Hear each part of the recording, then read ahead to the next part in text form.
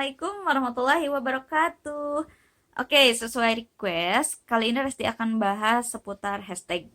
Tentang apa, mengapa, dan bagaimananya ya. Jadi apa sebetulnya hashtag? Hashtag itu adalah sebuah fitur penting dalam sebuah postingan. Jangan sampai kalau misalnya Bapak Ibu jualan nih ya, khususnya jualan, karena kalau postingan pribadi ya nggak masalah karena kalau bukan tujuannya buat viral kita nggak perlu hashtag. Tapi kalau untuk jualan, kalau Bapak Ibu pengen postingan Bapak Ibu dilihat oleh banyak orang, maka harus pakai hashtag. Kenapa? Karena hashtag itu dia menjadi semacam label. Label untuk menandai postingan mana saja yang bisa dikelompokkan untuk memudahkan orang menemukan apa yang mereka cari. Contoh misalnya ketika ada 1.000 orang nih, 1.000 orang masing-masing pegang satu buah kardus, sebuah kardus yang salah satu di antara 1.000 orang itu tuh di dalamnya ada kardus makanan ya, ada isinya makanan gitu ya. Nah, ketika kardus itu dikumpulkan, kemudian ada orang yang butuh kardus berisi makanan. Kira-kira lebih mudah mana dia mencari tanpa label atau ketika ada label di dus makanan itu? Pastinya ketika ada labelnya, betul? Kalau ada labelnya maka dus yang lain nggak akan ditengok, nggak akan dilihat gitu. Kalaupun ada dus misalnya yang isinya makanan, dia pasti cari pertama yang dus yang ada makanannya, terus dia cek sesuai nggak sama yang dia butuhkan. Postingan juga seperti itu Bapak Ibu. Jadi ketika kita posting di Instagram khususnya ya, atau di Facebook juga sama, sebetulnya di YouTube juga sama. Itu kalau kita nggak pakai hashtag, dijamin postingan kita tidak akan dilirik oleh orang yang emang cari produk kita, karena nggak ada labelnya gitu. Mereka kesulitan buat menemukan barang kita, kecuali follower Bapak Ibu udah banyak banget, misalnya udah 1 juta 2 juta, Bapak Ibu nggak pakai hashtag juga udah pasti ada yang lihat gitu postingannya. Tapi kalau misalnya followernya masih sedikit, itu hashtag itu wajib gitu, harus pisan, karena kalau enggak bakal sedikit banget yang lihat. Nah, ketika misalnya Bapak Ibu posting, contoh misalnya Resti posting nates misalnya, atau jangan nates, Resti posting pasta gigi kemarin. Nah, nih Resti posting pasta gigi. Oke. Nah, Resti kasih hashtagnya itu pertama Kangzen toothpaste, kemudian pasta gigi, Ramadan, bau mulut, gigi sehat misalnya, odol. Nah, ketika Resti kasih hashtag itu, maka setiap orang yang mencari, misalnya di sini ya, kalau misalnya ada orang nih nggak kenal, Resti nggak kenal orang itu, tapi orang itu mencari produk pasta gigi, mereka kan pasti akan cari di Instagram, misalnya butuh pasta gigi,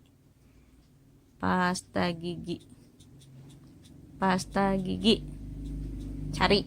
Nah, pasta gigi ternyata ada yang pakai label pasta gigi itu 170K atau 170.000 postingan atau 170.000 foto yang pakai label pasta gigi.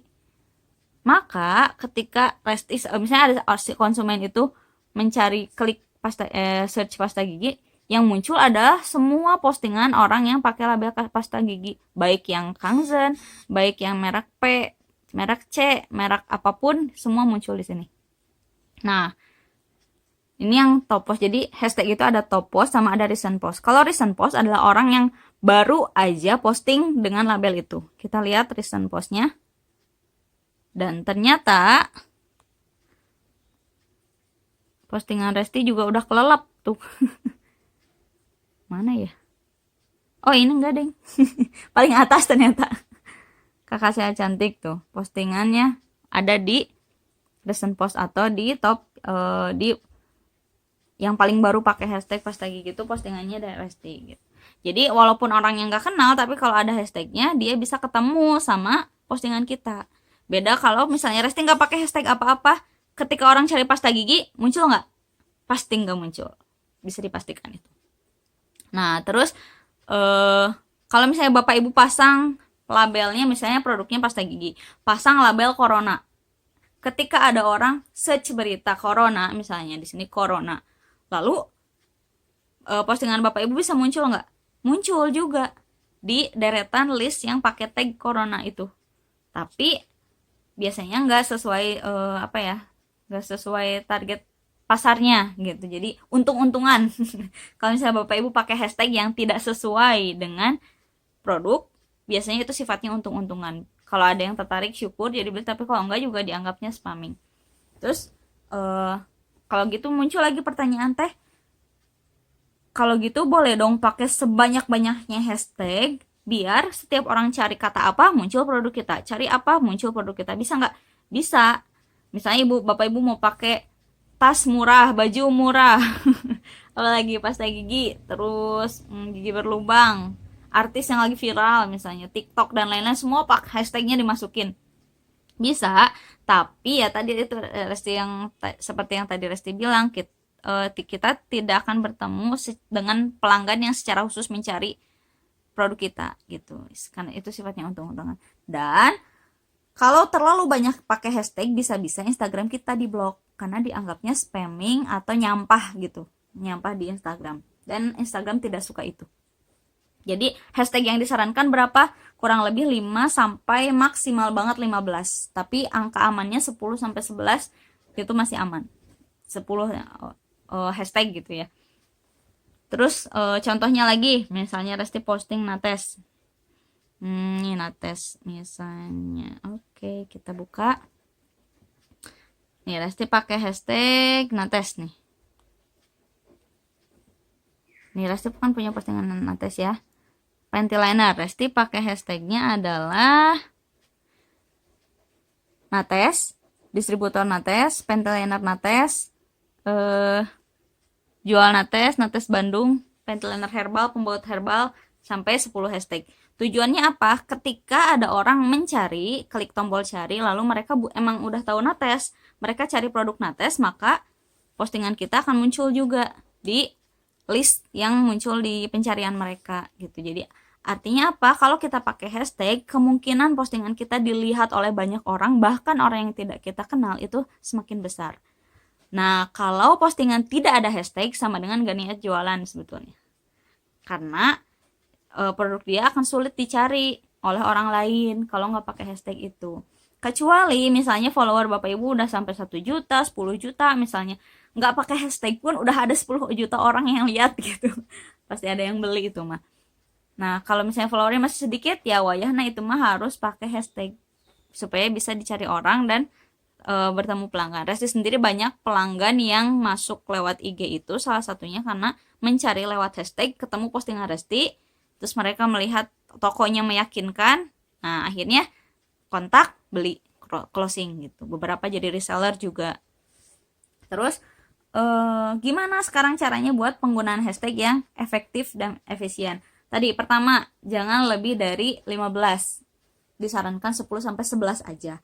Kedua, hashtag apa aja yang harus dimasukin? Pertama, hashtag tentang merek produk ya. Seenggaknya ada 5 nih, ingat ya. Pertama, merek produk. Kedua, lokasi produk. Lokasinya misalnya ibu-ibu jual di mana. Karena ada orang juga yang pengen misalnya ongkirnya pengen deket, dia cari yang kota terdekat. Misalnya Nates Bandung, misalnya Kangzen Pastagi Bandung. Terus hashtag umum. Jadi itu produknya jenisnya apa? Nah, kalau Nates berarti kan pembalut atau pembalut herbal kayak gitu. Keempat, bisa manfaat produk. Misalnya pembalut untuk keputihan misalnya, atau pembalut keputihan, atau panty liner sehat misalnya. Kayak gitu. Sama satu lagi adalah hashtag spesifik. Hashtag spesifik adalah hashtag yang hanya dimiliki oleh postingan kita. Tujuannya apa? Biar kalau kita pribadi mau cari, itu gampang. Kalau Resti, hashtagnya otomatis kakak saya cantik. Jadi Nates kakak saya cantik. Ketika Resti buka Nates kakak saya cantik, pasti yang muncul cuman postingan Resti. Kita lihat. Search ya. Kita search. Salah pencet. Nates kakak sehat cantik, kita lihat Nates kakak sehat cantik, search, teng nih postingannya ada kurang dari 100 postingan, yang muncul adalah punya Resti semua gitu. Jadi nggak ada orang yang pakai hashtag itu ya. Tadi 5 hashtag penting yang saya sarankan ada di dalam sebuah postingan, karena kalau enggak itu rugi banget. Jadi ibaratnya orang lain udah daftarin produknya untuk dilihat orang lain, tapi kita tidak mendaftarkan produk kita sendiri biar bisa dilihat orang lain. Oke, udah 10 menit. Semoga apa yang Resti sampaikan bisa jelas dan bermanfaat, dan jangan lupa dipraktekin. Oke? Sampai ketemu. Wassalamualaikum warahmatullahi wabarakatuh.